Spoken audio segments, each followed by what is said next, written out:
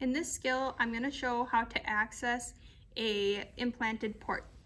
So the first thing I'm going to do before I gather my supplies or go into my patient's room is check the policy. So the policy would have what kind of dressing you're going to use, if you need to flush with a certain amount of heparin or a certain amount of milliliters of normal saline, if you need to use a bio patch, things like that. Once I've checked my policy, I can gather my supplies. So I have a PosiFlow, I have flushes, I have my Huber needle. If my policy would say I have a bio patch, sometimes they come in the kit, but otherwise you would need to grab one. And then I have my central line dressing change kit. And I would want to look at what's in here to make sure that I have everything before I get set up and I realize that I'm missing something. So next thing I'm gonna do before I go into the patient's room is check the order. I would want to check if I'm getting labs, so I would need a Vacutainer and files. If I'm locking it, so I would need heparin, or if I was doing an infusion and I would need the medication. So once I've checked my MAR, I have everything that I need. I can come into the patient's room, wash my hands, ask their name and date of birth, ask if they have any allergies, explain to them what I'm going to be doing and why I'm doing it, and then I can put on some gloves.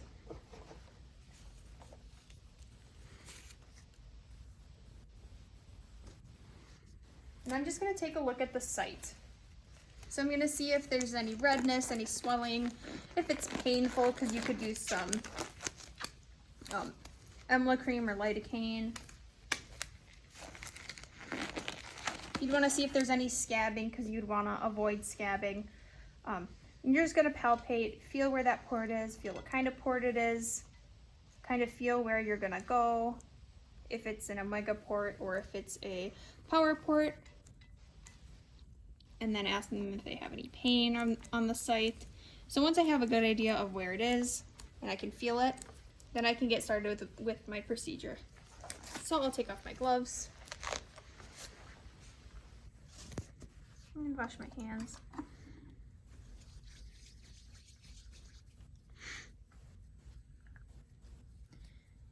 And I can get my supplies together. So first thing I'm going to do is I'm going to attach my PosiFlow to my Huber needle. So we're going to want to keep this sterile. I'm going to open my needle and open my PosiFlow.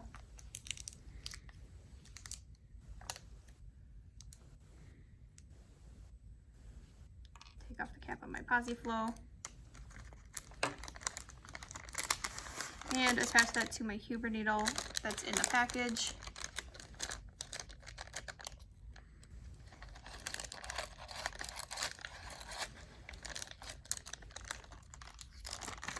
And then I can take my syringe that's primed and attach that to my PosiFlow. And then I can prime my entire Huber needle right in the package until I can see it coming out. So now that that's primed and ready to go, I can come over to my central line dressing change tray. I'm going to open this.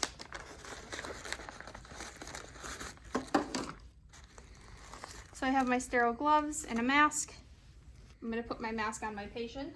They can also turn their head. We just want to make sure that they're not breathing onto our sterile field.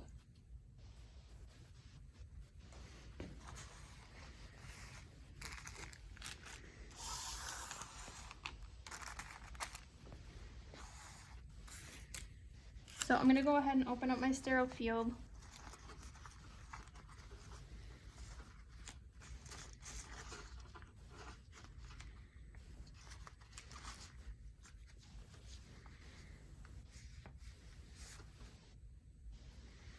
And now I have to get my bio patch onto my sterile field. So I'm going to peel this open. And I'm going to flip this on to my sterile field. So if I were to drop my bio patch on the floor or anything like that, I would just note that it's not sterile anymore, and I would have to throw everything away and start over. So the next thing I'm going to do is I'm going to put on my sterile gloves. Again, if I were to contaminate during this procedure, I would just throw everything away and start over.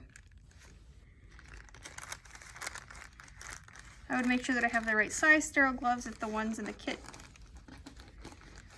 I knew didn't fit.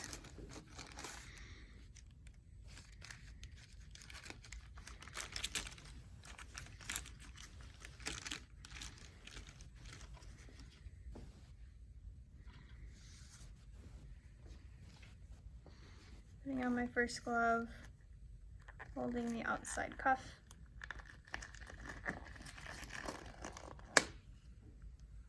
Then I'm going to go under the cuff of my first glove, my second glove,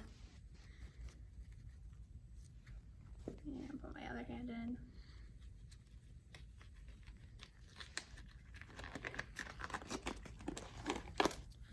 And now I'm sterile. So the next thing I'm going to do is I'm going to go ahead and clean my site. So I'm going to grab my swab. I would crack it, and then I'm going to clean to my hospital policy. So watching the clock, I'm going to scrub up and down for 30 seconds. The friction is what we want to do when cleaning.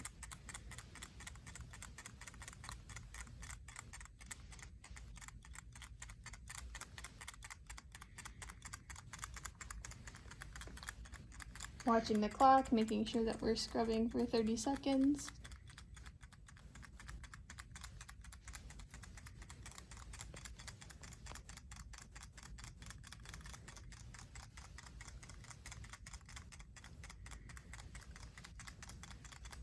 And then once we've scrubbed up and down for 30 seconds, we're going to scrub side to side for 30 seconds. These patients are generally immunosuppressed, so we just want to make sure that everything is sterile as possible and everything's very clean. So if we were to make a mistake putting on our gloves or contaminating our sterile field, we would just start over because we don't want to compromise the health of our patient, especially when they are immunosuppressed. So after we've cleaned side to side with lots of friction, for another 30 seconds we would go in concentric circles, or whatever our hospital policy says, to clean for another 30 seconds.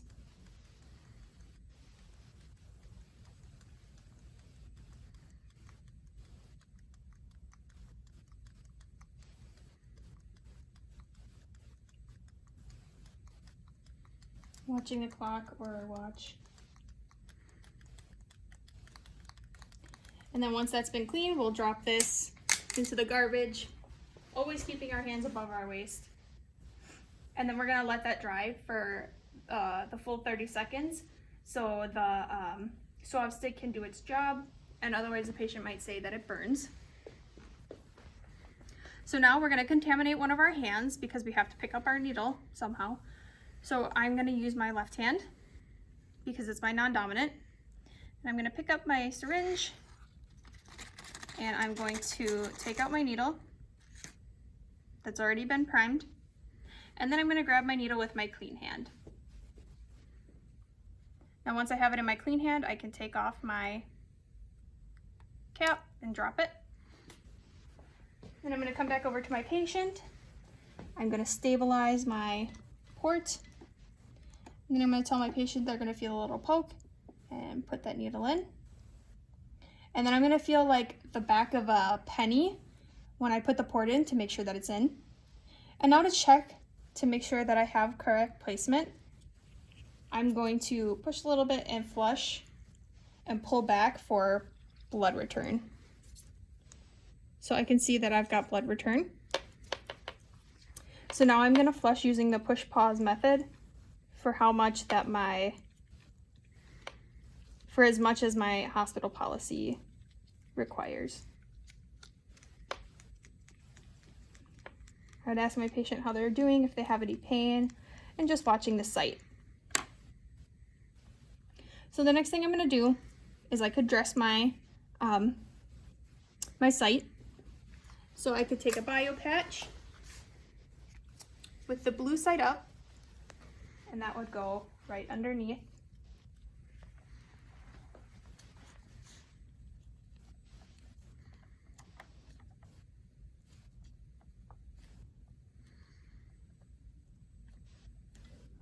And then I would dress it with a clean, clear dressing.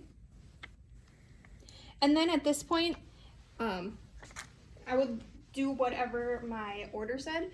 So I could draw blood or labs off of my line. I could start an infusion. I could lock it with heparin, whatever my order said. And then the last thing I would do is I would document.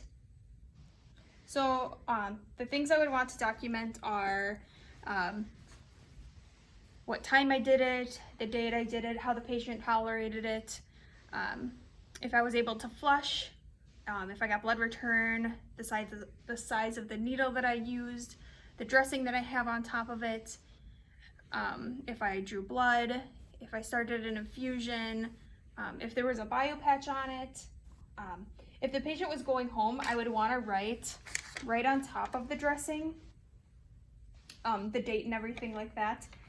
And then I would take off my gloves and wash my hands before I leave the patient's room, and then I'm done.